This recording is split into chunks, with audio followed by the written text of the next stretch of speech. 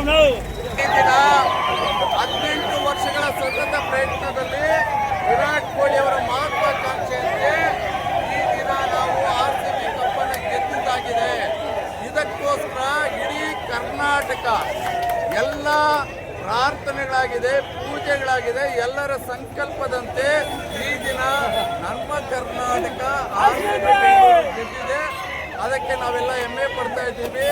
ಈ ದಿನ RCB ಗೆದ್ದಿರ್ತಕ್ಕಂಥ ಎಲ್ಲ ಆಟಗಾರರು ಸಹ ಕರ್ನಾಟಕಕ್ಕೆ ಏನಾದರೂ ಒಂದು ಸಹಕಾರ ನೀಡಬೇಕು. ಯಾಕಂದ್ರೆ ಇಲ್ಲೇ ತಿಂದು ಉಳಿದಂತ ಕಮಲ್ ಹಾಸನ್ ನಾಮರ್ದ ಕೆಲಸ ಮಾಡ್ದ. ಆ ರೀತಿ ಆಗೋದು ಬೇಡ.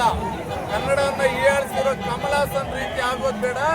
ಇವತ್ತು ಇಡೀ ಕ್ರಿಕೆಟ್ ತಂಡ ಏನಿದೆ, ನಾಳೆ ನನ್ನ ಕರ್ನಾಟಕದ ಕನ್ನಡ ಇತಿಹಾಸವನ್ನ ಎತ್ತಿಡಿಯುವಂತ ಕೆಲಸ ಮಾಡಬೇಕು. ಅದಕ್ಕಾಗಿ ನಾವೆಲ್ಲ ಸಹಕಾರ ಪಡಬೇಕು.